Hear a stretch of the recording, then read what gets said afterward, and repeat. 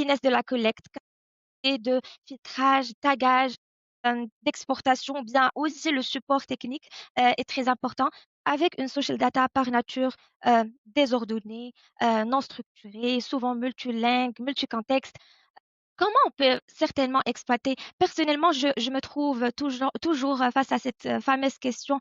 Est-ce que vous préférez une certaine base de données hyper propre, très pauvre, ou bien un chaos brut mais riche en insights?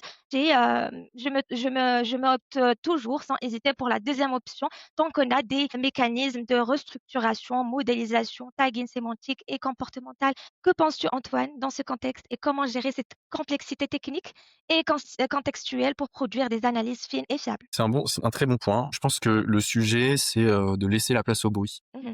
Alors ça dépend encore une fois du cas d'usage. Sur un cas d'usage de veille, nous on a 2 typologies. Il y a de la veille automatique qui remonte directement aux clients et on a de la veille automatique qui remonte à nos veilleurs. Il y a des gens qui sont derrière un écran, dans le cadre d'un 477, qui vont regarder enfin, en fonction des sujets, qui vont regarder, ce qui se passe. Et on met pas le même niveau de sensibilité. C'est-à-dire que ce qui remonte automatiquement au client lorsque le client le souhaite, c'est des choses où on est quasiment sûr, avec un taux de probabilité d'à peu près 90-95 que, l'alerte remontée est pertinente. Donc là, du coup, il y a peu de bruit. Mais qui dit peu de bruit, dit qu'on peut malheureusement, parce que ça veut dire s'il y a peu de bruit, ça veut dire qu'on a été assez restrictif dans le choix des mots-clés, dans le choix des sources. Ça peut vouloir dire qu'on va passer à côté de certains éléments. Du coup, c'est pas le même niveau de sensibilité qui tombe du côté de notre veilleur. Et c'est exactement la même approche qu'on a, en market research, sur des analyses un peu consumer ou d'insight, où là, vraiment, on laisse énormément de place au bruit.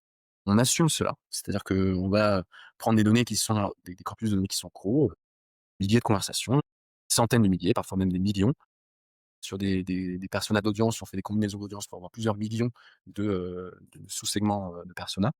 Mais l'idée, c'est de se dire qu'on assume ça et qu'après c'est un travail humain, qui peut se faire aider bien sûr par l'IA, mais il y a un travail humain, d'aller regarder ce qui est intéressant.